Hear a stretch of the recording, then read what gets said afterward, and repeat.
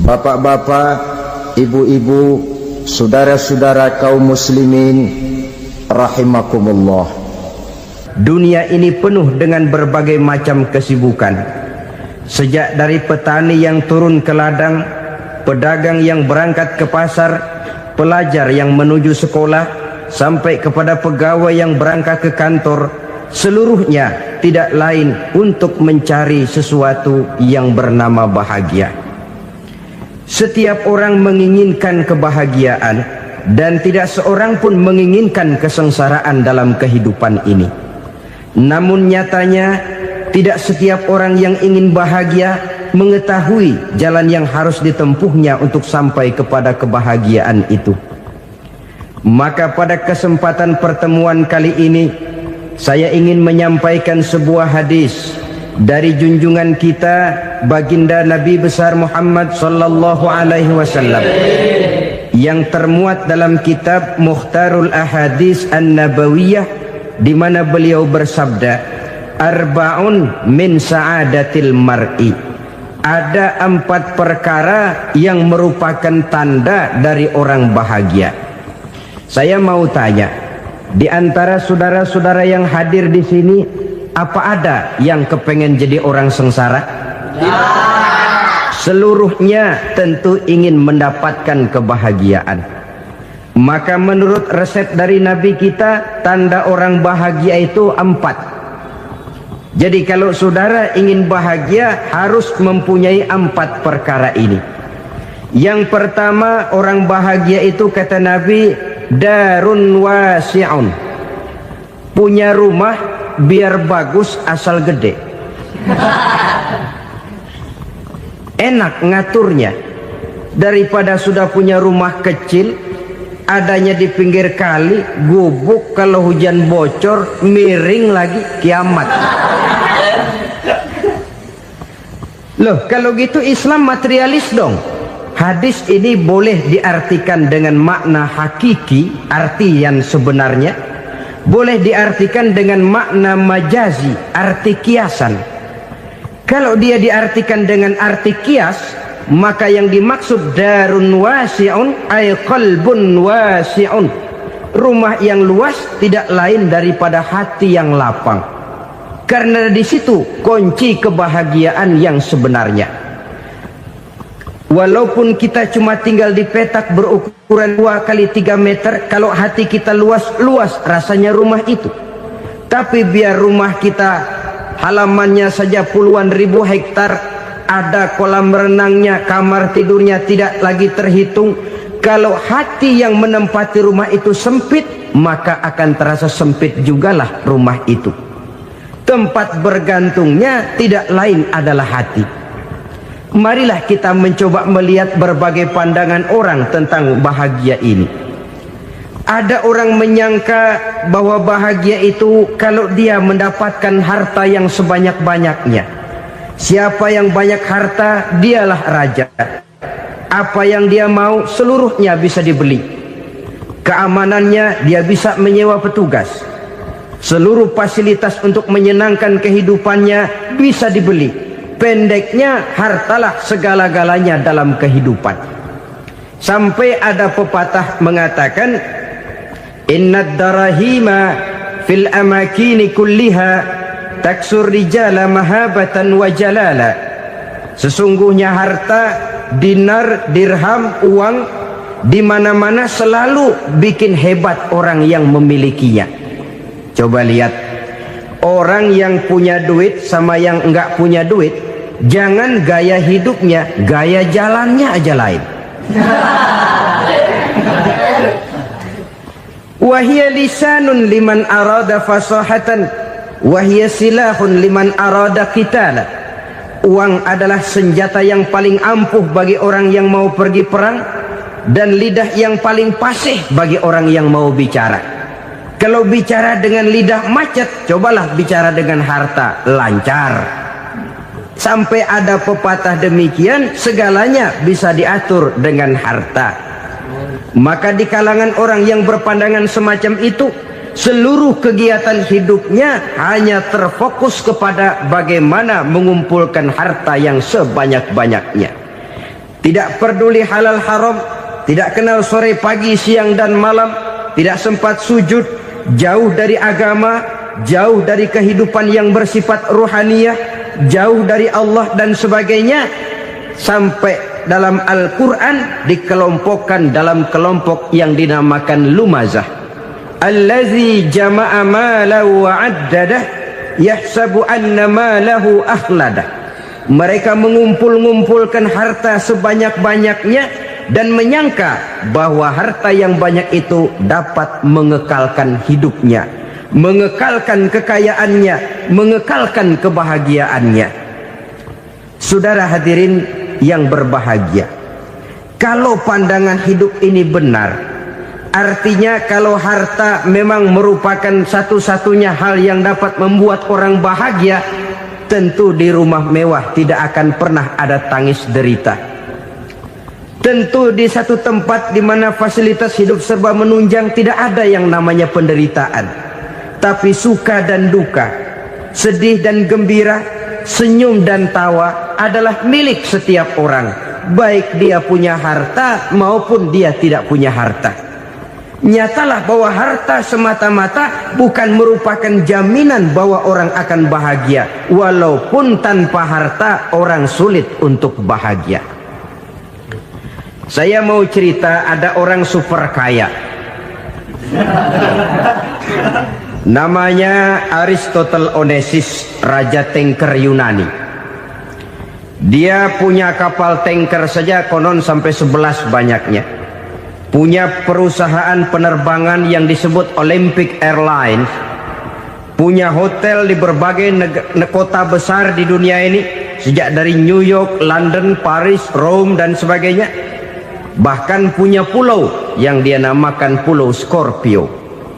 Ini kan namanya sudah kaya nggak tanggung-tanggung, punya pulau. Nah, dia punya 2 orang anak, yang satu laki-laki namanya Alexander, yang satu perempuan namanya Maria Onesius. Seluruh harapannya tertumpah kepada anak lakinya Alexander ini, yang akan meneruskan usahanya, meneruskan kekayaannya, meneruskan dinastinya. Apa yang terjadi? Ternyata anak yang dia harapkan yang bernama Alexander ini mati muda dalam kecelakaan pada waktu dia olahraga. Apa olahraganya? Namanya olahraga anak orang kaya, golongan jet set. Olahraganya olahraga pesawat terbang.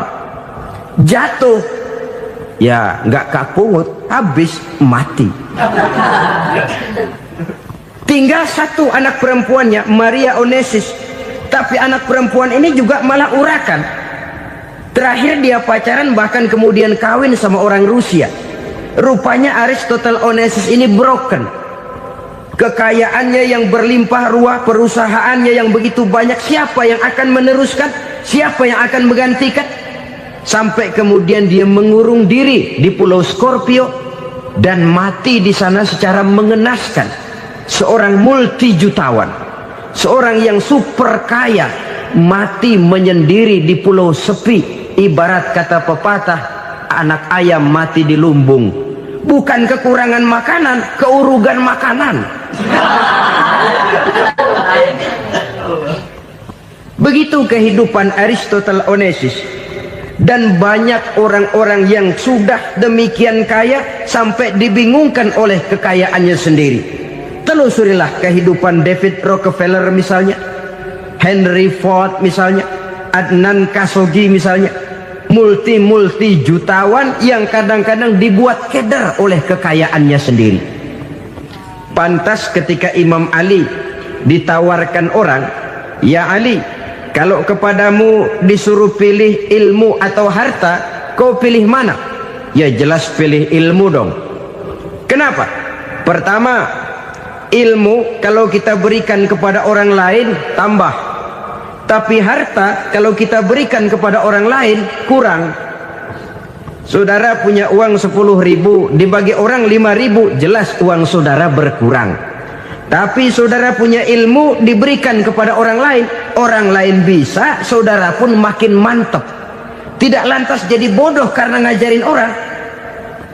Saudara bisa Fatihah lalu mengajarkan orang Fatihah. Orang bisa, saudara pun makin hafal.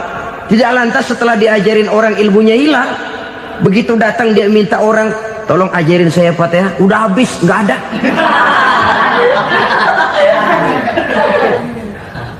Yang kedua kata Imam Ali, ilmu menjaga kita. Kalau harta, kita yang harus jaga. Makin banyak ilmu, makin terpelihara diri seharusnya. Tetapi makin banyak harta, makin bingung kita jaganya. Sampai kadang-kadang kalau perlu seluruh keliling rumah dipasangi alarm. Belum cukup disewakan anjing besar-besar, pasang di depan pintu, awas anjing galak. Masih belum cukup juga, cari centeng tukang-tukang kepruk jaga rumah. Masih terasa belum aman, padahal rumahnya dikelilingi tembok besar. Di balik tembok ada pintu-pintunya tebal. Di balik pintu itu terbuka masuk kamar, kamar pun ada pintunya, pintunya pun kuat. Masuk ke dalam kamar ada lemari, lemarinya pun pintunya kuat, dikunci, kuncinya pun kuat. Tapi tahap seluruhnya yang timbul cuma sekedar was-was saja. Kesimpulannya sekali lagi, tanpa harta orang memang sulit untuk bahagia. Tapi harta semata-mata tidak merupakan jaminan orang akan bahagia. Dengan hati yang luas, itu modal utama untuk mencapai kebahagiaan hidup. Orang yang hatinya luas, saudara-saudara, punya hati yang lapang, melihat kenyataan hidup ini, dia bersyukur senantiasa kepada Allah. Lantas tidak timbul hasud dan iri hatinya. Oleh karena itu, jiwanya selalu lapang. Kalau tidak, cupik hati namanya. Dangkal pandangan, tidak senang melihat orang lain dapat nikmat, dan itu sering dijadikan contoh.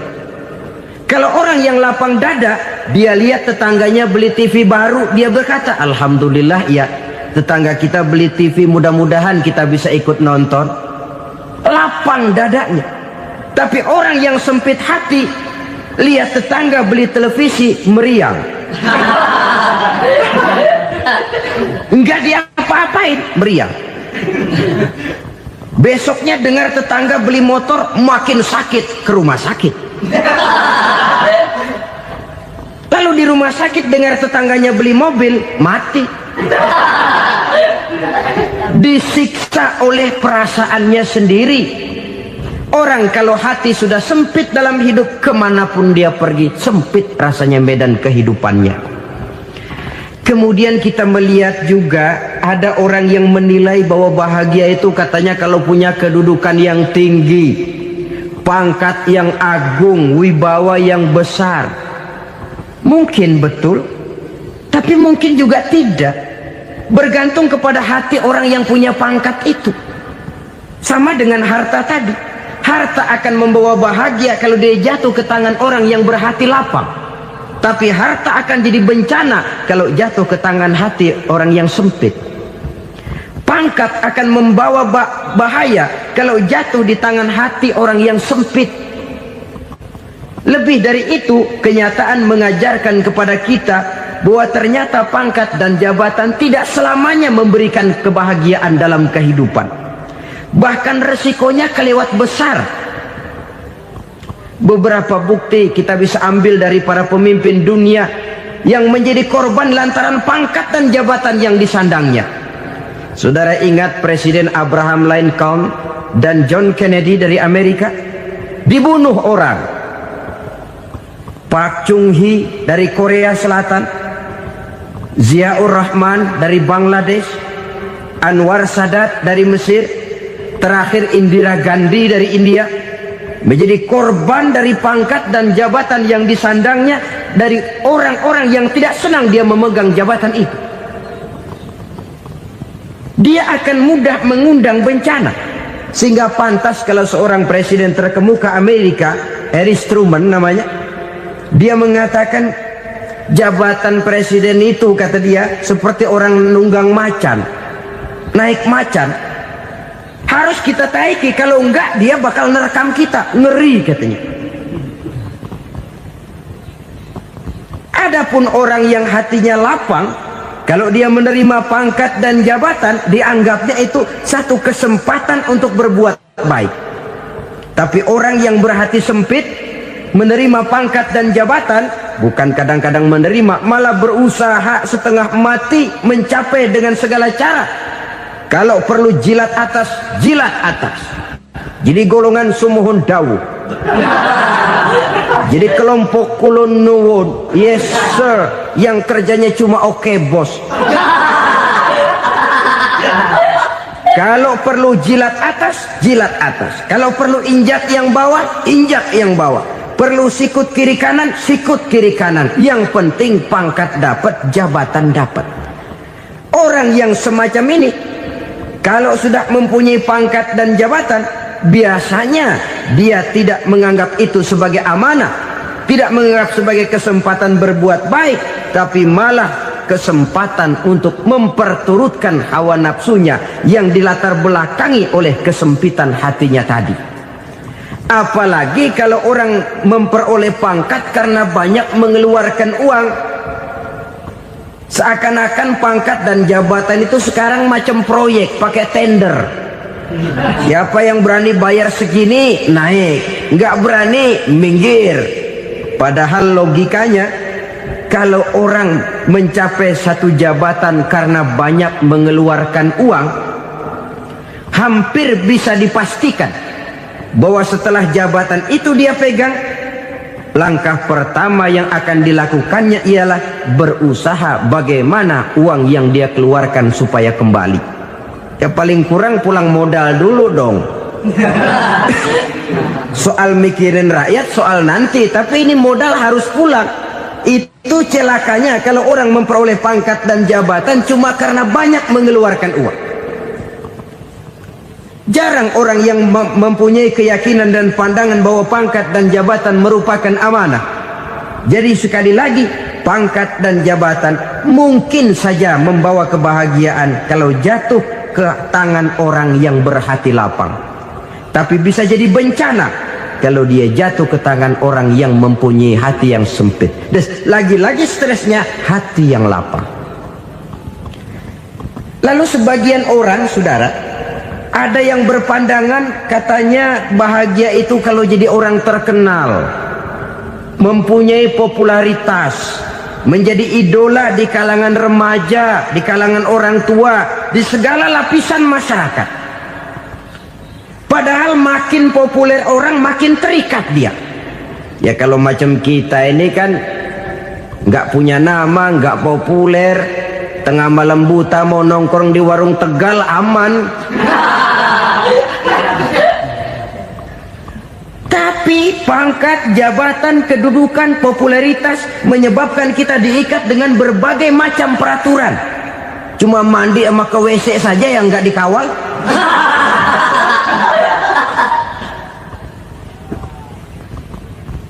Benarkah popularitas, ketenaran membawa kebahagiaan? Mungkin, ya, tapi mungkin juga tidak.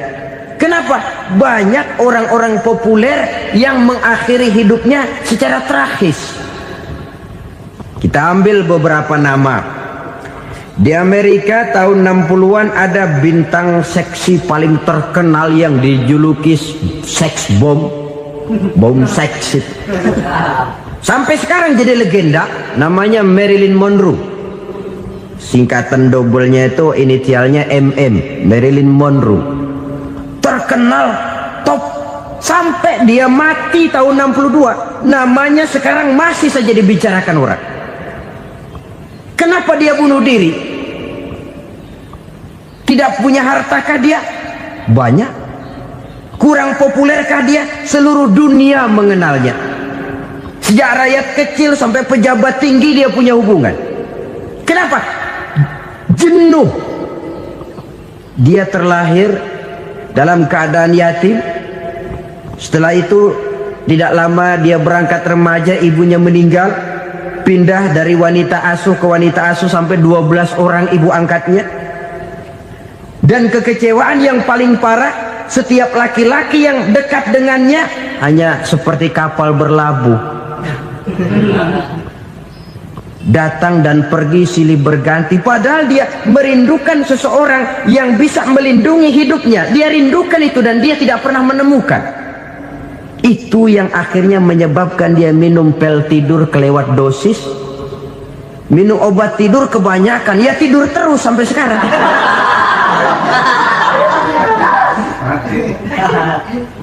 Dia mengakui, saya telah memiliki ketenaran, tapi saya tidak pernah hidup dalam ketenaran itu. Saya pandai main sandiwara, tapi saya ingin hidup dalam alam yang real sebagaimana umumnya orang. Itu yang dia rindukan. Menyusul jejak yang namanya Marilyn Monroe ini, Billie Holiday, saudara kenal tentu, di rumah sakit dirawat. Dia juga minum obat overdosis, mati lagi. Jimi Hendrix minum obat tidur overdosis kelewat batas, mati lagi. Lalu yang menghanyutkan diri di danau, Janis Joplin dan Brian Jones. Ini orang-orang populer, orang-orang terkemuka yang mengakhiri hidup secara tragis, bukan karena tidak terkenal, mungkin karena sudah saking terkenalnya. Contoh paling belakangan, Bruce Lee. Wah, ini tukang-tukang keprok tentu kenal siapa dia. Sampai sekarang pun tabir kematiannya masih merupakan misteri. Dan yang masih hidup juga menunjukkan gejala yang aneh. Michael Jackson, rumahnya di Beverly Hills itu dijaga sedemikian rupa, dan dia selalu curiga kepada setiap makanan harus steril, bersih dari segala macam kimia. Kemana dia pergi, itu tukang-tukang keprok sudah selalu menjaga dan mengawal, dan dia seakan takut menunjukkan mukanya yang asli. Hingga kalau tampil ke tengah di luar show, dia kadang memakai pakaian yang tidak menunjukkan dia yang sebenarnya, takut dikenali orang. Ternyata popularitas sering jadi momok yang meracuni kehidupan manusia. Oleh karena itu, benarlah junjungan kita pada saat beliau mengajarkan orang akan bahagia kalau dia mempunyai hati yang lapang. Nah, sekarang masalahnya untuk mendapatkan hati yang lapang, caranya bagaimana? Kita kembali kepada konsep Quran. Allah mengajarkan, ala inna bi dzikrillahi tatmainnul qulub. Ketahuilah bahwa dengan banyak mengingat Allah, hati akan tenang, jiwa akan lapang. Dengan kata lain, dekat dengan agama, merasakan kehadiran Allah dekat dalam hidup. Itu muara pertama untuk mencapai hati yang lapang. Ala inna bi dzikrillahi tatmainnul qulub. Jangan macam orang sekarang ingin mendapatkan ketenangan lalu tapak di puncak gunung, di gua-gua, di tempat sepi. Iyalah kalau nggak ada ular.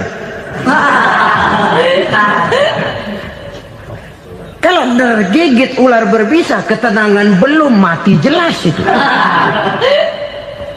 Islam positif untuk mendapatkan ketenangan. Ala inna bi dzikrillahi tatmainnul qulubi.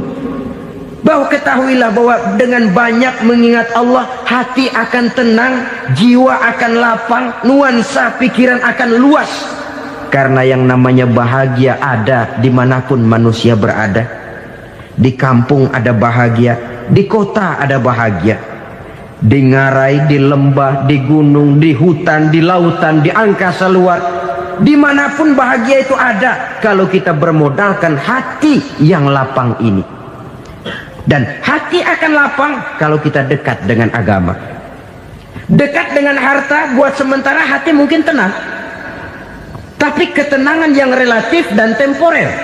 Apalagi orang tiap kali tambah harta, tiap kali tambah rencana. Itu wajar. Mungkin sebelumnya saudara berpikir, kalau punya duit 5.000 enak nih. Begitu punya duit 5.000, aduh sayang kalau 10.000 aja. Tiap kali tambah harta, tiap kali lain rencana. Makin banyak rencana, makin menjauhkan kita dari yang namanya ketenangan. Padahal ketenangan merupakan unsur utama untuk mencapai bahagia. dan ketenangan itu bermuara dalam hati manusia. Tengoklah kehidupan ini. Orang yang banyak harta dengan orang miskin, berbedakah rasa sakit yang mereka tanggungkan? Rasanya tidak. Walaupun si kaya tidur di kasur empuk berselimutkan sutra mahal, sementara si miskin meringkuk di balai bambu yang keras dan kasar. Apabila maut datang, dia juga tidak pernah pilih bulu. Maut datang menjemput si kaya di singgasana keemasannya, dikelilingi oleh para pengasuh, dayang dan inang serta para pengawal. Dan maut pun datang menjemput si miskin papa, sehingga ia tergelepar di tepian jalan. Kedua-duanya bernama mati. Kalau nyata bahwa sakit yang ditanggung si kaya tidak beda dengan sakit yang ditanggung si miskin, bukan harta semata yang membuat orang bahagia. Hati yang tenang, jiwa yang lapang penuh kedamaian, karena banyak berzikir dan mengingat Allah, itu merupakan modal utama untuk mencapai sesuatu yang bernama bahagia.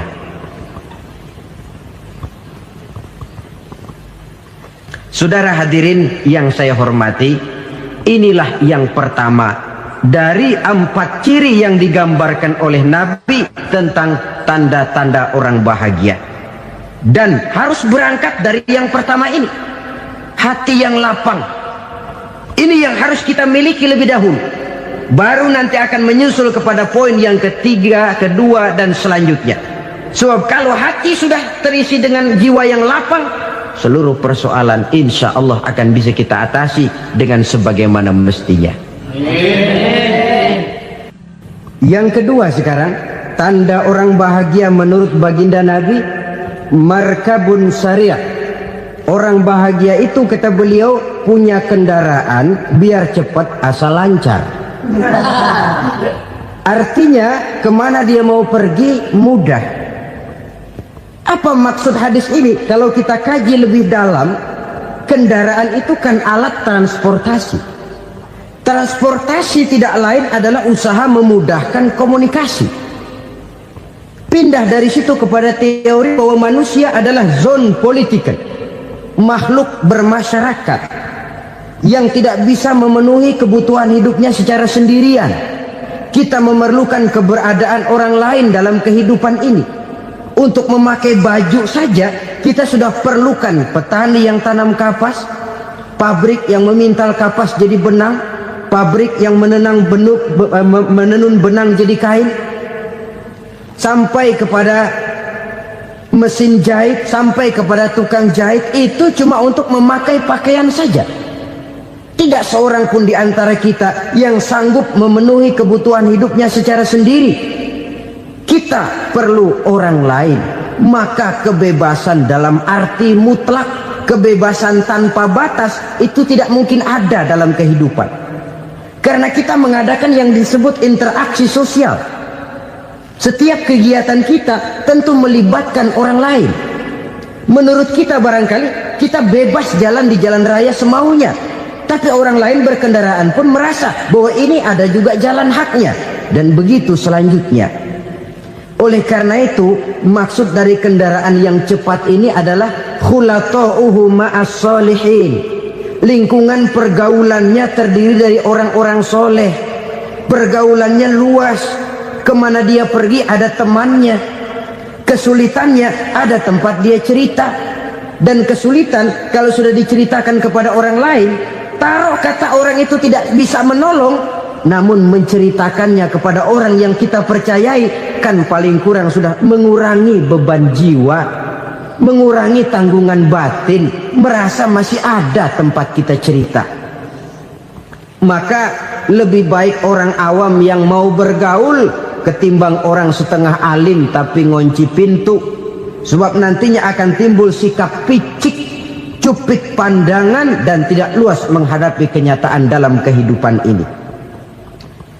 Namun yang harus kita garis bawahi, pergaulan memang mesti luas.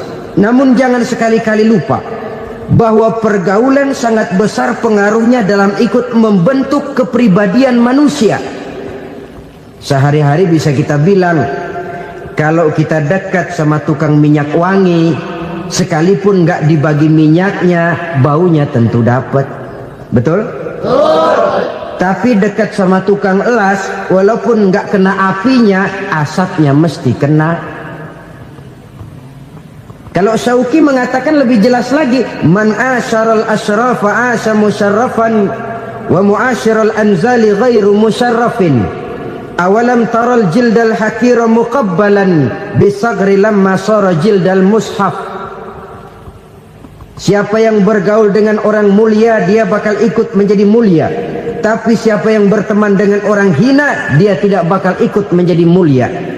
Tidakkah kau lihat, kata Syauqi, kulit kambing yang hina pun dicium orang ketika menjadi kantong Quran.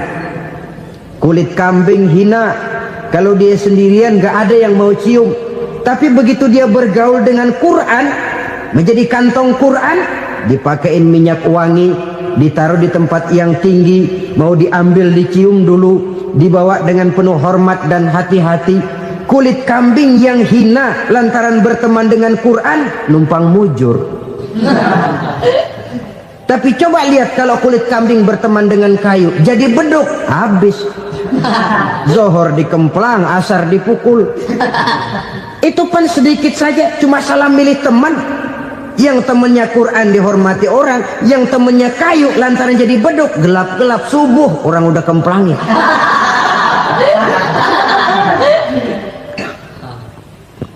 Maka terutama kepada adik-adik remaja yang masih mencari identitas diri, yang ibarat kaset masih kaset kosong, mudah diisi oleh apapun, pandai-pandailah memilih teman dalam bergaul.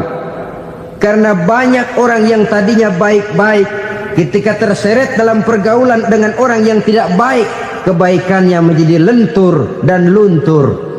Tapi berapa banyak bajingan-bajingan tengik, orang-orang yang berlumur noda dan dosa, tiap hari melakukan maksiat, namun bergaul dengan orang yang baik-baik, pada akhirnya sedikit demi sedikit beringsut dan berangsur dia terbiasa mengikuti kebaikan-kebaikan.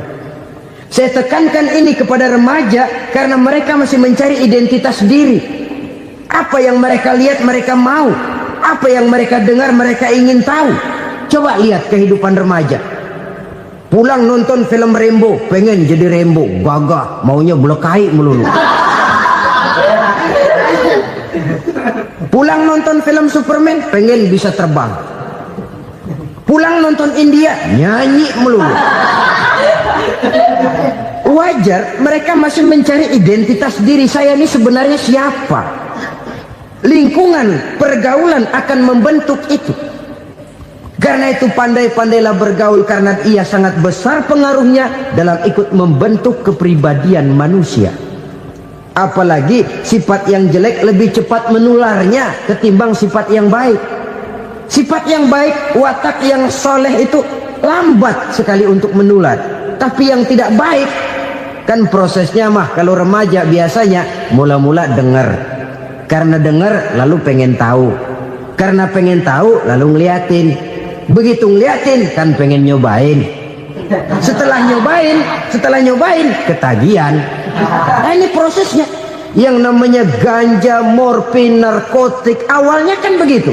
Mula-mula dengar, katanya kalau sudah fly to the sky, sudah melayang ke langit, katanya disitulah puncak kebahagiaan. Mulanya cuma dengar. Karena dengar pengen tahu. Karena pengen tahu lalu ngeliat, kumpul sama orang yang suka ngeganja. Setelah ngeliat, nah pengen ngerasain. Begitu ngerasain enak juga, ketagihan. Kalau sudah ketagihan jadi penyakit kronis, bisa merembet kepada yang lain. Iya, kalau orang tuanya mampu untuk beli morfin, beli ganja. Kalau tidak kan pikirannya ngayap, jemuran siapa ya gue sabet. Timbullah perbuatan-perbuatan negatif yang bermula dari salah pergaulan. Apalagi buat adik-adik remaja yang tinggal di kota-kota besar, yang pengaruh budaya, pengaruh kesenian, pengaruh struktur kehidupan yang nampak makin individualistis, di mana persaingan tajam, tensi ekonomi tinggi, orang mudah mengalami stres. Pandai-pandailah dalam bergaul, sekali lagi, karena ia sangat besar pengaruhnya dalam ikut membentuk kepribadian manusia. Orang bahagia punya kendaraan yang cepat, artinya punya pergaulan yang luas, dan lingkungan pergaulannya terdiri dari orang-orang yang soleh. Kemana dia pergi, ada teman. Kesulitannya, ada tempat dia cerita. Tapi kalau sudah menyendiri, hidup sendiri, kesulitan dipikiri sendiri, bisa mati belum waktunya. Tidak ada tempat berbagi rasa, tidak ada tempat bercerita, tidak ada tempat mengurangi beban dalam kehidupan. Pantas betul kalau Islam sangat menggalakkan dan menganjurkan orang kalau sudah sampai waktunya itu untuk melangsungkan nikah. Kata Nabi, ya ma'syaras syabab man istata'a minkumul ba'at falyatazawwaj. Hai para pemuda, kalau sudah mampu memberi nafkah, kawinlah, nikahlah kamu. Kenapa? Sudah ada teman hidup, tempat berbagi rasa. Kesulitan kalau ada tempat cerita akan lebih ringan ketimbang kita telan sendiri, walaupun bobot kesulitannya sama beratnya.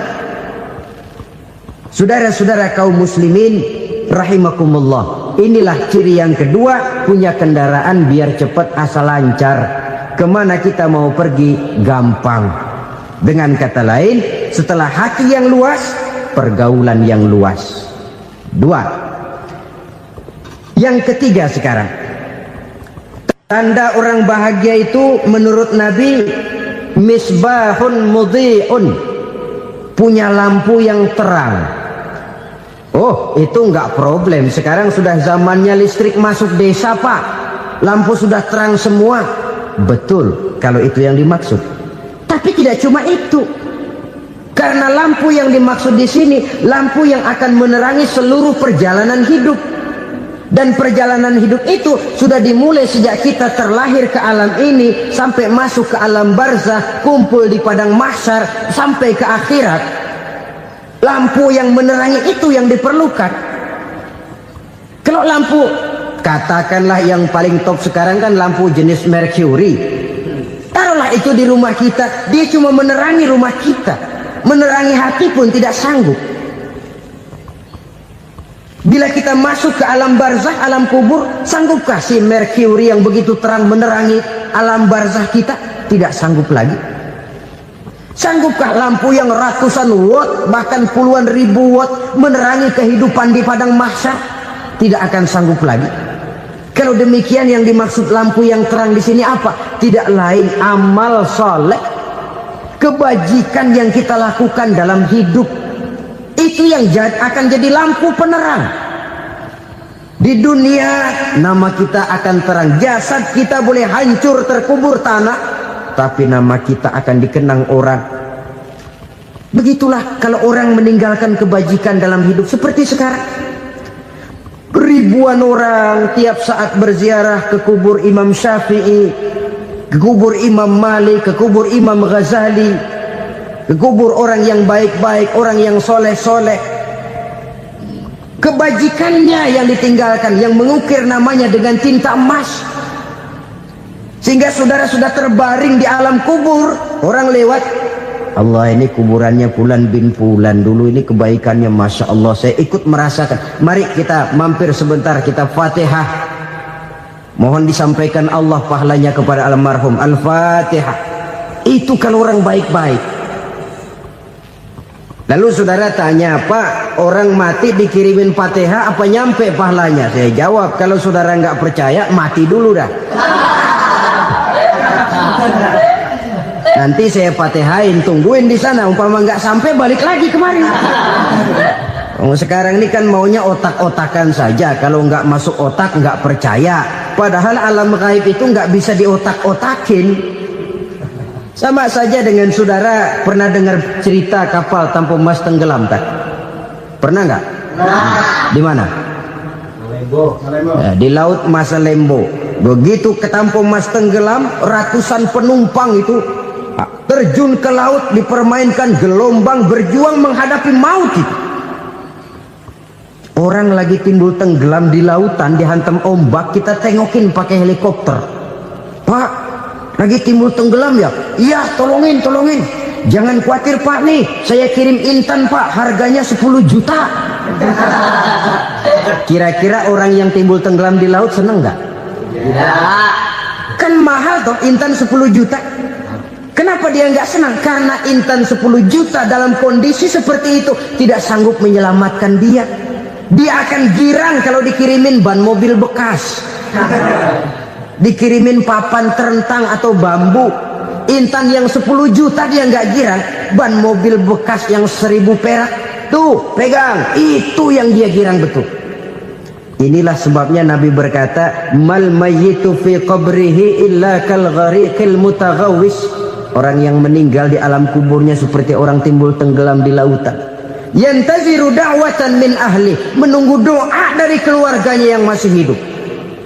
Duh, bapak saya sudah meninggal, saya sayang benar sama dia. Kirimin kulkas ke kuburannya Itu sama saja dengan tadi orang tenggelam di lautan dikirimi intan yang harganya 10 juta, tidak sampai. Begitulah kalau kebajikan yang kita tinggalkan dalam hidup, sudah mati pun kubur kita masih diziarahi orang. Tapi kalau jahat yang kita tinggalkan, boro-boro lah orang mau doa lewat dekat kuburan kita juga serem. Tuh bajingan dulu mati dipendem di situ tuh. Jangan lewat situ, ntar kesurupan, jangan. Lewat saja orang ngeri. Konon lagi membacakan Fatihah dan mengirimkan doa. Hidup pada hakikatnya adalah kesempatan untuk berbuat baik. Maka sekali kesempatan itu diberikan, manfaatkan dengan sebaiknya. Sebab kesempatan kedua tidak akan pernah ada. Kesempatan berbuat baik di sini, di akhirat sudah pembalasan namanya. Sekali kesempatan itu dicabut, dia tidak akan pernah dikembalikan lagi. Kata Iqbal, hidup tidak mundur ke belakang, Bung. Berhenti diinjak orang, mundur hancur. Tidak ada kata mundur dalam hidup ini. Berhenti diinjak orang, mundur kecebur. Tidak ada kata lain, harus maju dalam kehidupan dalam artian yang positif.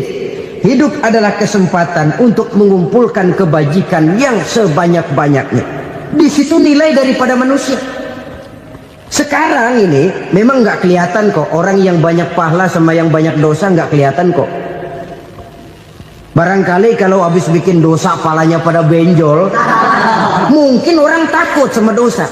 Tapi sekarang sama saja, orang yang banyak dosa dengan yang nggak banyak dosa jalan bareng dari belakang, sama, nggak kelihatan beda. Tapi ada waktunya di mana pahala memegang peranan, di mana dosa diperlihatkan. Sama saja kalau kita bawa mobil siang, lampu kan nggak begitu berfungsi. Apa lalu bilang, alah ini lampu berat-beratin, copot-copotin aja dah. Tidak perlu begitu. Kenapa? Pada suatu saat malam senja akan datang. Bila matahari terbenam, senja pun datang, gelap mulai merayap, disitulah baru terasa perlunya lampu. Pahala begitu. Sekarang orang yang nggak ada pahalanya nggak kelihatan dalam kehidupan. Tapi pada suatu saat senja kehidupan akan datang.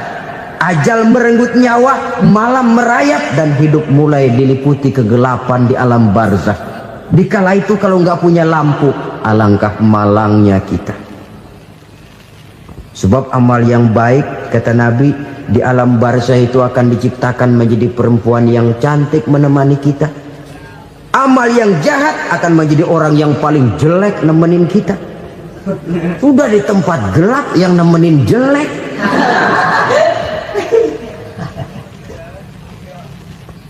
Kaum muslimin rahimakumullah.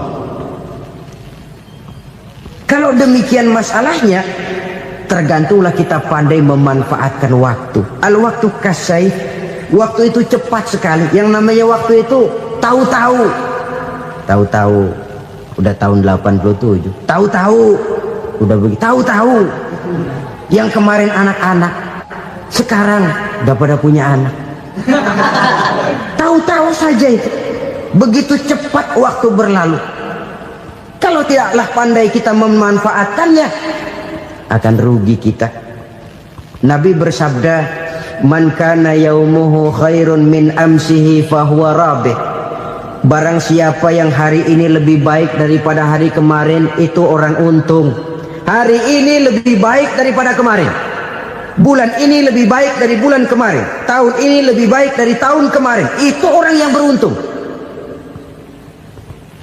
Tahun kemarin sembayangnya maghrib doang, sekarang udah tambah isya. Tahun kemarin cuman Idul Fitri aja ngancem bener, sekarang udah tambah Jumat, lalu tambah lagi maghrib, tambah lagi isya, dan selanjutnya. Hari ini lebih baik daripada kemarin, itu orang yang beruntung. Wa man kana yaumuhu mislu amsihi fahuwa khasir. Lalu barang siapa yang hari ini sama saja dengan hari kemarin, itu orang rugi. Hari ini sama dengan kemarin, rugi itu. Bulan ini begitu, bulan kemarin begitu, tahun ini begitu, tahun lalu juga begitu. Rugi itu orang. Rugi apa? Rugi umur. Umur tambah, amalan gak pernah tambah. Dan saya pikir lebih merupakan azab ketimbang nikmat kalau orang dikasih panjang umur cuma untuk numpuk dosa. Mending mana? Panjang umur banyak dosa sama pendek umur dikit dosa? Mending mana? Mending mana? Ya, paling mending tentu panjang umur banyak pahala. Tapi kalau tidak, sekali lagi, lebih merupakan azab ketimbang nikmat kalau orang diberikan panjang umur tapi cuma untuk sekedar menumpuk dosa. Kehilangan kesadaran bahwa dunia bukan terminal akhir dari satu perjalanan. Dia cuma halte di mana kita berhenti sebentar untuk menuju kepada terminal yang hakiki. Saudara-saudara kaum muslimin rahimakumullah, inilah lampu yang akan menerangi kehidupan. Amal yang kita lakukan di dalam kehidupan. Jadi yang dimaksud dengan lampu yang terang, kebajikan yang kita kerjakan dalam hidup. Nah, setiap orang di awal tadi saya bilang ingin bahagia. Bahagia itu kan hakikatnya kumpulan senang dan selamat. Senang, selamat. Apa bedanya? Senang tapi tidak selamat, nggak bahagia. Selamat tapi nggak senang, nggak bahagia orang. Contoh, kalau orang korupsi, duitnya banyak, senang dia, tapi keselamatannya. Ada tentara baris di samping rumahnya udah bingung, padahal tentara latihan. Tentara cuma latihan, dia bingung. Senang, tapi karena keselamatannya tidak terjamin, dia tidak bahagia. Sebaliknya pegawai negeri jujur benar, cuma segaji-gajinya, selamat nggak korupsi, tapi melarat, ya nggak bahagia juga, kurang senang. Kesenangan dan keselamatan untuk dunia saja, ya sekali lagi, kalau cuma sekedar untuk dunia saja, bisa dibeli pakai uang. Bisa dibeli pakai uang. Saudara ingin selamat, bisa dibeli pakai uang. Saudara ingin senang, bisa dibeli dengan uang. Tapi setelah mati, masuk ke alam barzah, habis kekuasaan uang. Nggak bisa lagi beli keselamatan pakai uang. Tidak mungkin lagi membeli kesenangan dengan uang. Di situ pahala yang megang peranan. Makin banyak pahala, makin banyak saham untuk membeli kesenangan dan keselamatan, untuk memperoleh yang namanya bahagia. Dan jangan lupa loh, di alam barzah kita nggak sebentar, menunggu datangnya kiamat. Loh iya, kalau kita begitu dikuburin terus kiamat datang, untung. Tapi kalau masih harus 1000, 2000, puluhan ribu tahun yang akan datang, dalam satu penantian yang begitu lama, tanpa saham untuk memperoleh kebahagiaan, satu kemalangan yang tidak ada pernah putus-putusnya. Janganlah tergelincir oleh kebahagiaan sebentar yang menipu dengan mengorbankan kebahagiaan hakiki yang berjangka panjang. Apa artinya senyum sejenak kalau harus ditebus dengan tangis seumur hidup? Biarlah kita minum jamu, pahit memang, getir memang, tapi kan besok badan sehat. Daripada sekarang minum sirup, manis memang, enak memang, tapi bibir pada jontor besok itu. Sirawan, batuk, nggak karu-karuan. Banyak orang tertipu oleh kesenangan yang sebentar, padahal laisa kullu ma yalma'u zahaban. Belum tentu semua yang berkilat itu emas, belum tentu semua yang gemerlap itu intan. Karena itu marilah manfaatkan kesempatan yang diberikan Allah ini untuk mengumpulkan kebajikan yang sebanyak-banyaknya. Yang terakhir sekarang, yang keempat, tanda orang bahagia kata Nabi. Zaujatun salihah. Orang bahagia itu tanda yang keempat kata Nabi, punya istri biar cakep asal taat. Sudah surga itu sudah. Cakep taat. Istri kayak gitu, kalau belum mati jangan dikuburin dulu. Sudah cakep taat lagi, tapi kadang-kadang enggak, udah jelek ngadat melulu. Apa yang mau dipilih? Sebab itu Quran mengatakan istri pakaian untuk suami, suami pakaian untuk istri. Kenapa suami istri diibaratkan pakaian? Alangkah tingginya gaya bahasa Quran ini. Suami istri teman hidup, hidup perjalanan panjang. Sejak kita dalam rahim sudah ada hidup kan di sini. Sampai ke alam dunia, masuk ke alam barzah, kumpul di padang mahsyar, sampai menuju akhirat, itu perjalanan hidup. Carilah istri atau suami teman hidup yang membawa manfaat tidak hanya kehidupan di dunia ini, sampai di alam barzah, sampai di padang mahsyar. Suaminya mungkin meninggal lebih dulu, atau istrinya mungkin meninggal lebih dulu, tapi suami atau istri yang masih hidup berbuat kebajikan. Suami saya meninggal, ada hartanya, saya sedekahkan, niat pahala untuk almarhum suami saya. Ini teman hidup, tidak dibatasi dan tidak bisa dipisahkan oleh maut sekalipun. Zohirnya mungkin pisah, badannya mungkin pisah, tapi hatinya, jiwanya, kebersamaannya dalam menghadapi kehidupan. Karena itu saudara-saudara, bahasa Quran indah. Suami istri diibaratkan seperti pakaian. Apa fungsi pakaian? Pertama, pakaian jadi kebanggaan. Artinya suami harus menjadi kebanggaan istri, istri harus jadi kebanggaan suami. Yang kedua, pakaian itu kan fungsinya menutup aurat. Artinya sesama suami istri harus saling menjaga kekurangan masing-masing. Jangan malah sesama suami istri saling membongkar rahasia dan aibnya sendiri-sendiri. Istrinya diceritain jeleknya di mana-mana, atau suaminya dibongkar rahasianya di pasar umum. Itu sudah tidak lagi berfungsi sebagai pakaian. Kenapa semua ini diperlukan? Karena kita menyadari bangsa yang baik terdiri dari masyarakat yang baik. Masyarakat yang baik merupakan susunan dari warga yang baik. Warga yang baik adalah terdiri dari rumah tangga yang baik. Dan rumah tangga yang baik merupakan susunan dari pribadi yang baik. Dari situ langkah dimulai. Membangun satu bangsa yang baik diawali dengan membangun rumah tangga yang baik, dengan menciptakan pribadi-pribadi yang baik. Sehingga dari sini diharapkan berkembanglah nilai-nilai kebaikan. Orang akan bahagia mempunyai istri yang soleh. Kenapa? Tidak ada seorang suami bisa sukses jadi apapun dia, apapun profesinya. Dokterkah, kiaikah, mubaligkah, petanikah, pengusahakah, pejabat tinggikah, tidak ada seorang suami yang bisa sukses tanpa peran serta istrinya. Walaupun memang peranan itu tidak begitu kelihatan, tapi sangat menentukan.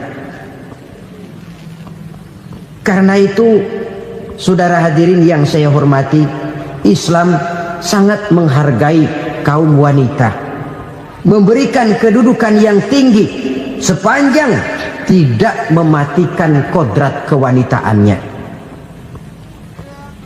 Nah, kalau sudah kesuksesan ini diawali dari rumah tangga, karier di masyarakat mudah untuk dikejar. Tapi keberantakan di rumah tangga merupakan kegagalan pertama di tempat lain. Nah, inilah saja yang dapat Al-Fakir sampaikan pada pertemuan kali ini. selalu berusaha menyimpan sesuatu yang bisa membawa manfaat, baik untuk dirinya, untuk anak cucunya, maupun untuk keluarganya, untuk masa kini dan masa depannya. Kadang simpanan itu berbentuk uang, kadang berupa tanah, lain saat berbentuk pabrik, dan lain sebagainya. Sementara masa depan yang paling pasti adalah akhirat. Jika untuk masa depan dunia kita rela memeras keringat, membanting tulang, pergi pagi dan pulang petang, menyimpan uang, menyimpan tanah, menyimpan pabrik, pernahkah kita merenung jika satu saat kiamat datang, kita dibangkitkan dari kubur masing-masing, berdiri di padang mahsyar untuk mempertanggungjawabkan seluruh kegiatan hidup kita di dunia ini, lalu kita akan menuju ke alam akhirat. Sudahkah kita mempunyai simpanan untuk akhirat kita? Pada pertemuan kali ini saya ingin menyampaikan sebuah hadis di mana Rasulullah sallallahu alaihi wasallam bersabda, arba'un min kanzil jannah. Simpanan sorga ada 4 macam. Yang pertama, ikhfa'us sadaqah, menyembunyikan sedekah. Saudara-saudara kaum muslimin, sebagaimana yang kita maklum bahwa Allah Subhanahu wa taala melebihkan sebagian rezeki dari kita terhadap yang lain. Ada yang kaya, ada yang setengah kaya, ada yang miskin, ada yang setengah miskin, dan selanjutnya. Ada yang gajinya kecil tapi penghasilannya gede. Ada yang penghasilannya gede tapi nggak punya gaji. Ada juga yang memang gajinya gede dan penghasilannya gede. Kelebihan rezeki merupakan sunnatullah dan tidak harus membuat kita merasa lebih dari yang lain. Bahkan sebaliknya, kelebihan itu harus membuat kita ringan tangan untuk menolong mereka yang memang memerlukan pertolongan. Kalau saudara diberikan ilmu, maka pertanyaan akhirat cuma satu: ilmumu kau amalkan untuk apa?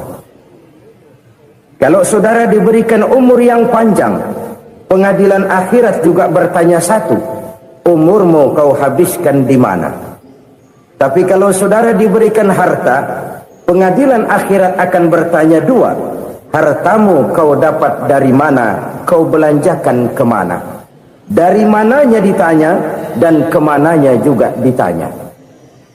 Oleh karena kita akan dimintakan pertanggungan jawab, maka amanah yang bernama harta ini harus kita gunakan dengan sebaik-baiknya.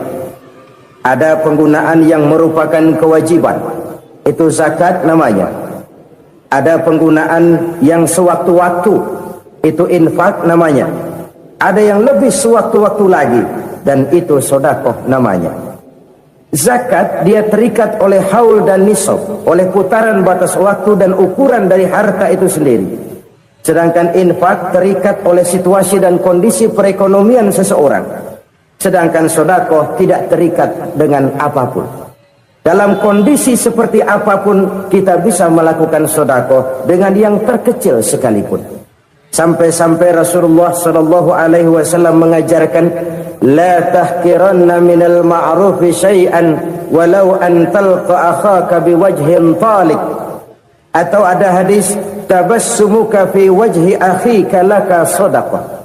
Senyumanmu kepada temanmu adalah sedekah. Jadi untuk melakukan sedekah tidak harus dalam berbentuk uang. Dengan ilmu kita bisa sedekah, dengan tenaga kita bisa bersedekah, dengan pikiran kita bisa bersedekah, bahkan senyum kepada teman itu pun sedekah. Jadi kalau sedekah dengan uang memang belum punya uang, nyengir aja banyakin. Itu asal pada tempatnya, jangan lalu ketemu tiang listrik cengengesan. Tentu tidak pada tempatnya dan tidak wajar. Nah, sedekah yang paling dicintai Allah adalah sedekah yang disembunyikan. Artinya, jauh dari sifat riya. Kan kadang-kadang ada orang sedekah itu disebutkan namanya, apa tidak bagus? Kalau memang niatnya ikhlas, ya bagus-bagus saja untuk memberikan sugesti kepada yang lain. Si Fulan bin Fulan nyumbang sekian, diumumkan. Boleh kalau niatnya untuk memberikan rangsangan kepada yang lain supaya dia menyumbang lebih besar dari orang tadi. Tapi kalau itu mendatangkan riya, maka sedekah yang paling dicintai Allah adalah sedekah yang disembunyikan. Tangan kiri saja tidak tahu apa yang diberikan oleh tangan kanan. Sedekah yang dilakukan dengan ikhlas akan merupakan perbendaharaan surga, tersembunyi dari pandangan orang lain, tidak seorang pun tahu. Karena memang sikap yang baik adalah melupakan kebaikan dan mengingat kesalahan. Itu salah satu ciri orang bahagia. Orang yang selalu mengingat kesalahannya dan berusaha melupakan segala kebaikannya. Kalau dia akan berada kebaikan, dia tidak bisa ikut, dia merasa rugi karena dia merasa belum pernah berbuat baik. Tapi kalau akan melakukan kesalahan baru, dia ingat kesalahan yang sudah-sudah, sehingga terhalang baginya untuk melakukan satu kesalahan baru. Demikianlah saudara-saudara, bahwa Allah melebihkan rizki sebagian kita dari yang lain, agar terjadi tolong-menolong dalam kehidupan ini. Jadi kesenjangan yang nature, kesenjangan yang alami, itu sunnatullah.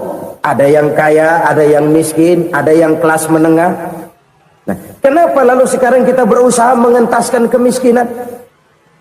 Oleh karena adanya kesenjangan struktural.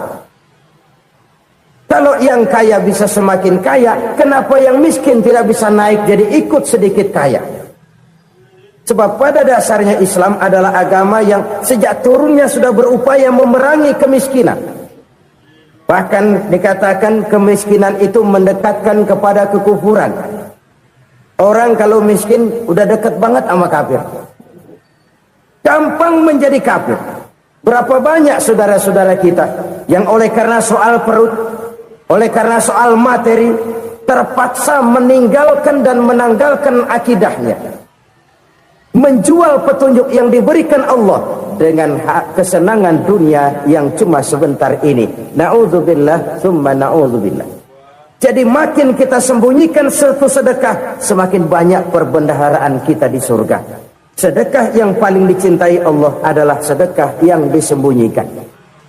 Malahan ada seorang sufi, dia punya kebiasaan kalau pergi sholat Jumat dia bawa uang, itu uang dia taruh di bawah tikar masjid. Dia niat sedekah kepada siapa saja yang nemuin itu duit. Maksudnya apa? Supaya yang nemuin nggak tahu siapa yang punya duit. Demikian dia saking ingin menyembunyikan sedekahnya. Karena sifat riya itu bisa memakan amal kita sendiri. Riya itu termasuk menyebut-nyebut kebaikan kita. Orang yang suka nepuk dada, sedikit-sedikit ngitungnya kalau nggak gua. Tuh kalau nggak gua tuh. Tuh yang belah situ, kalau nggak gua. Iya, kalau nggak lu kenapa emang?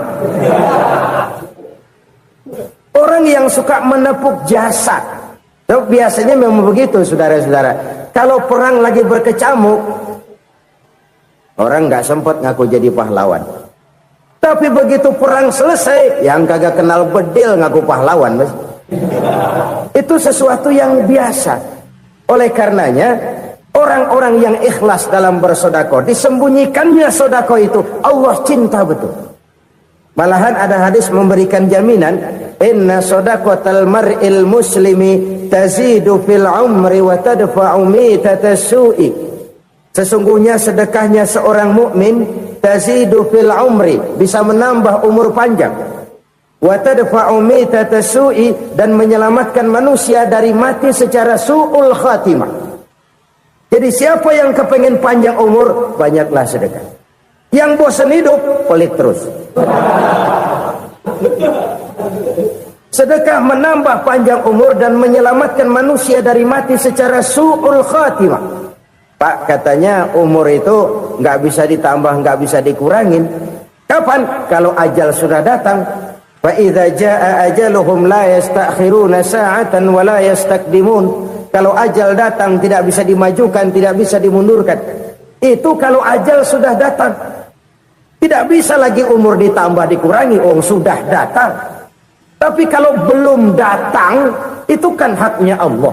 Mau ditambah, mau dikurangi, hak prerogatif Allah. Sebagai pencipta manusia, Allah maha kuasa dan maha mampu. Sedekah ini menambah panjang umur dan menyelamatkan manusia dari mati secara su'ul khatimah. Itu orang mati kan sama ya, kondisinya mati, nggak nafas. Tapi hakikat mati kan lain-lain. Ada yang mati itu husnul khatimah, baik akhirnya. Misalnya lagi ngaji mati, lagi sholat mati, lagi sedekah mati. Ini yang dinamakan dengan husnul khatimah, baik di akhirnya. Sebaliknya ada yang su'ul khatimah, jelek di akhirnya. Ini yang jadi catatan akhir. Lagi nyekek botol, mampus. Lagi banting kartu, modar. Su'ul khatimah, jelek pada akhirnya. Sedekah menyelamatkan manusia dari mati secara su'ul khatimah. Dan kita semua kepengen mendapat husnul khatimah, jauh dari su'ul khatimah. Oleh sebab itu yang bisa menyelamatkan kita dari penyakit itu antara lain adalah sedekah yang disembunyikan, yang dikerjakan dengan ikhlas karena Allah, tidak karena kepengen dipuji orang, tidak karena ingin dikatakan orang pemurah. Sebab orang dermawan itu orang yang memberi tanpa harus diminta. Kalau masih harus diminta, ya belum dermawan namanya, masih harus diminta. Kalau nggak diminta ya tulus, lolos, polos. Saudara-saudara kaum muslimin rahimakumullah, harta adalah amanat dan akan kita pertanggungjawabkan. Allah melebihkan rizki sebagian kita dari yang lain agar kita saling tolong menolong, bantu membantu. Nabi janjikan, siapa yang meringankan beban saudaranya muslim di dunia, Allah akan meringankan bebannya di akhirat nanti. Sebuah jaminan dari baginda Nabi. Si orang yang kita bantu barangkali tidak bisa membalas, Allah yang akan membalas lewat jalan lain yang tidak pernah kita sangka-sangka.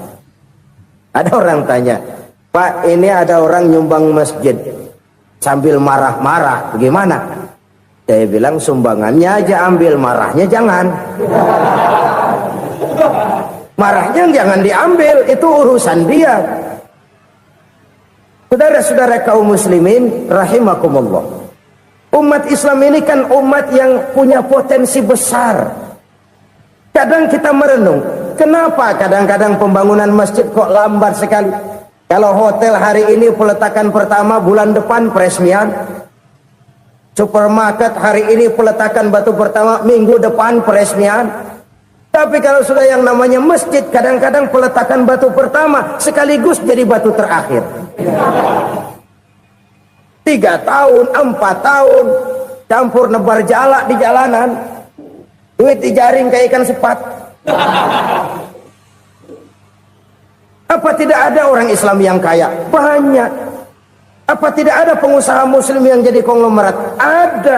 Lalu yang belum banyak itu yang komit terhadap nilai-nilai agamanya. Akhirnya kita jatuh jadi umat yang lemah. Belum ada pengusaha konglomerat muslim buka pabrik supermi cap beduk misalnya umpamanya atau pabrik kecap cap sorban supaya identitas keislamannya sedikit kelihatan. Kita jatuh jadi umat yang lemah karena potensi tidak terinventarisir dengan baik. Kita ini ibarat kompor yang cuma matengin nasi orang lain. Potensi kita dimanfaatkan oleh orang lain. Ukhuwah Islamiyah kita baru terbatas kepada silaturahmi. Ukhuwah di bidang ekonomi kita lemah, ukhuwah di bidang kebudayaan kita lemah, apalagi ukhuwah di bidang politik kita lebih rapuh lagi. Padahal ukhuwah itu adalah totalitas kehidupan manusia, menyangkut ipolexosbud, memerlukan nilai-nilai ukhuwah. Jadi oleh karena itu mari kita menyadari, di dalam harta kita, walaupun kita yang cari, pergi pagi, pulang sore, peras keringat, banting tulang, di sana ada harta anak yatim. Di sana ada hak masjid. Di Di sana ada hak pesantren, di sana ada hak jihad. Berbahagialah seseorang apabila dia oleh Allah dijadikan keran. Keran itu menyimpan air, tapi tidak untuk dirinya, tapi disalurkannya kepada mereka yang memang memerlukannya.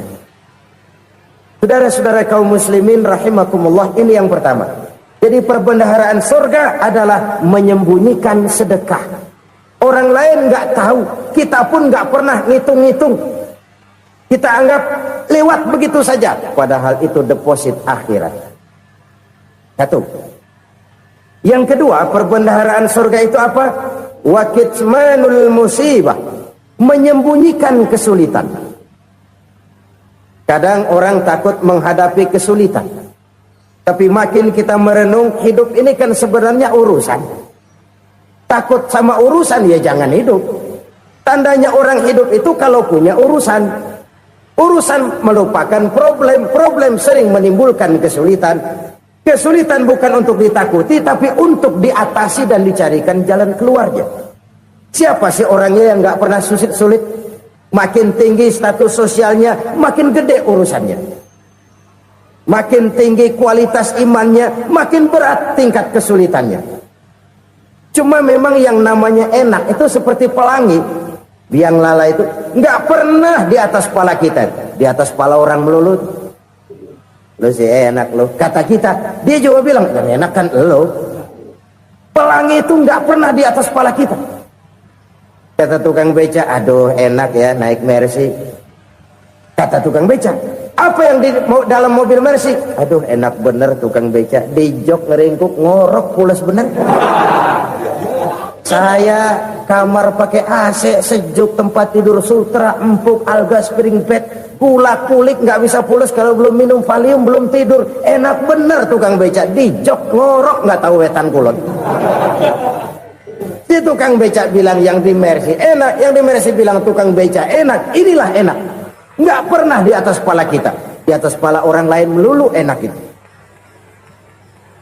Nah saudara-saudara, yang merupakan perbendaharaan surga itu orang yang bisa menyembunyikan kesulitan, baik pribadi ataupun rumah tangga. Nih terutama rumah tangga yang jadi soalnya. Kadang-kadang kita ini kalau senang, sebaliknya kalau senang kita diam, kalem aja, cuek. Banyak banget duit kita bawaan, diam aja udah. Malah ketemu orang takut. Tapi begitu susah, sekampung tahu. Padahal Nabi mengajarkan perbendaharaan surga itu menyembunyikan musibah, menyembunyikan kesulitan. Kalau enak, cerita sama orang-orang. Kalau nggak enak, rasain sendiri, tekan sendiri, atasin sendiri. Kita kan sebaliknya, senang kita diam, asal lagi susah, paling tidak kita nyari teman buat cerita kesusahan. Siapa orangnya yang nggak pernah susah? Cuma soalnya bagaimana kita mengatasi kesusahan itu sendiri. Begitu juga misalnya kalau orang sudah berumah tangga, itu orang tuanya harus menjadi tempat dia cerita yang enak-enak saja. Yang nggak enak rasain berdua, selesaikan berdua, atasin berdua. Jangan dibalik. Asal senang diam, giliran susah saja. Maknya laporan. Terbalik. Bisa menjaga security informasi. Maka nama bayam keluar diam, malah seluitan. Enak amat lo makan daging ayam. Security informasi. Saudara-saudara kaum muslimin rahimakumullah, ujian yang terberat itu yang pernah diberikan kepada para nabi, para rasul, para aulia, para ulama. Makin tinggi keimanan, makin berat bentuk kesulitan. Ayo saya kemukakan satu contoh saja. Ada seorang nabi yang kaya, nabi kaya, namanya Nabi Ayub. Iblis kalau orang begini kan keki, ibadahnya rajin, kaya. Nih yang kayak begini susah digodain. Kalau ibadahnya rajin, miskin, kali bisa disogok. Sini imannya mantap, ibadahnya rajin, kaya, nabi lagi. Oh, tapi namanya iblis nggak kurang akal. laporan. Tuhan, kenapa Les? Ya ini bahasa saya, bahasa Qur'annya sih nggak gitu. Itu hambamu yang namanya Ayub, dia rajin ibadah cuma karena dikasih kaya aja. Coba kasih miskin dia, berhenti dia sembahyang. Ah, kamu bisa aja. Saya tahu Ayub itu hambaku yang ikhlas. Saya buktiin Tuhan, silahkan. Dibuktiin lah, iblis turun ke alam ini. Yang mula-mula dia lakukan, dia rusak sawah ladang Nabi Ayub. Dia binasakan binatang ternak Nabi Ayub. Sehingga dalam waktu singkat, jatuhlah Nabi Ayub dari orang paling kaya, jadi orang paling miskin. Beliau masih ibadah di mihrab dalam masjid. Datang iblis. Saudara Ayub, ya. Lagi ngapain? Ibadah. Nyembah Allah, nyembah Allah. Oh, percuma. Kenapa? Tuhan yang ente sembah nih, dia udah bikin miskin ente. Sawah ladang ente hancur lebur, binatang ternak binasa. Sekarang ente jadi orang paling miskin. Ngapain nyembah Tuhan kayak begitu? Tekor. Udah berhenti dah ibadah, berhenti ibadah. Ini iblis sama Tuhan laporannya lain, yang dikerjakan kepada Nabi Ayub juga lain. Benar begitu iblis, kata Nabi Ayub. Iya, sawah ladang saya habis, buras. Binatang ternak saya binasa, binasa. Saya miskin, bangpak. Apa jawab Nabi Ayub? Bukan innalillahi, ini hebat. Alhamdulillahillazi a'tani wa akhadha minni. Segala puji bagi Allah yang telah memberikan harta kepada saya dan sekarang mengambilnya lagi. Alhamdulillah. Allah yang ngasih, Allah yang ambil. Itu mah urusan Allah. Iblis cuman ibadah jalan terus, sujud lagi Nabi Ayub. Iblis seleher gondok banget. Dasar Nabi nggak mempan dia apa-apain. Miskin malah alhamdulillah. Allah yang ngasih, Allah yang ambil. Jadi kalau kita tidak komit, kita tidak terikat kepada kaya, miskin, senang, susah, apa yang bisa bikin kita susah? Jadikan kekayaan, kemiskinan, jadikan senang susah sebagai anak buah yang bisa kita atur. Jangan kekayaan ngatur kita, jangan kemiskinan ngatur kita. Kita yang harus mengatur mereka. Senang susah, kaya, miskin, bahagia, sengsara, jadikan itu anak buah yang bisa kita atur. Kalau sekarang kita kaya, lain saat boleh jadi kita miskin, semiskin-miskinnya. Allah yang ngasih, Allah yang ambil. Tenaga mana yang bisa menghalangi? Ibadah jalan terus. Iblis makin gondok. Dasar Nabi loh. Akhirnya apa? Nabi Ayub dikerjain, diberikan penyakit. Demikian fatal penyakitnya. Bayangin, udah miskin sakit. Masya Allah. Miskin sakit. Sakitnya nggak lama, kira-kira 16 tahun. Istrinya 3, 2 mental minta ceraiin. Ngerawatin laki bengek begini. Senang belum tentu, susah udah pasti nih. Cerai aja, cerai dah. Cerai. Tinggal satu Siti Rahmah yang setia menemani beliau. Sesetia-setianya hati perempuan. Satu saat Siti Rahmah bilang, "Bang, iya, abang kan Nabi, Bang. Lalu, namanya Nabi kan doanya jarang meleset, Bang. Maksud kamu minta kenapa sih sama Tuhan biar abang sembuh, baik dah, Bang?" Siti Rahmah, iya.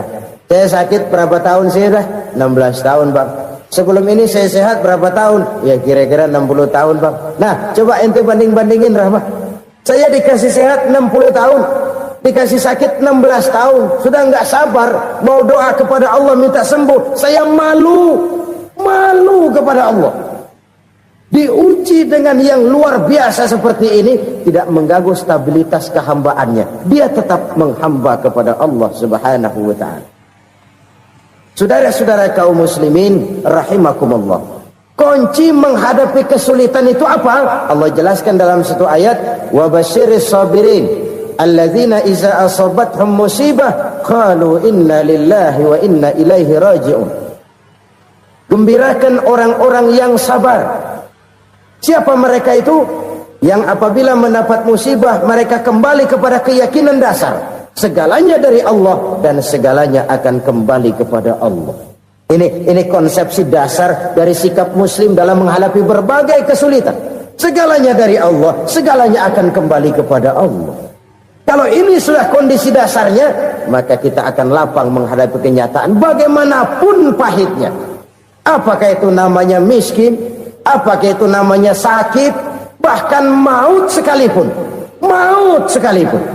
Segalanya dari Allah, segalanya akan kembali kepada Allah. Ini sikap hidup, bukan sekedar ucapan. Kita kadang-kadang menjadikannya sebagai ucapan. Mulutnya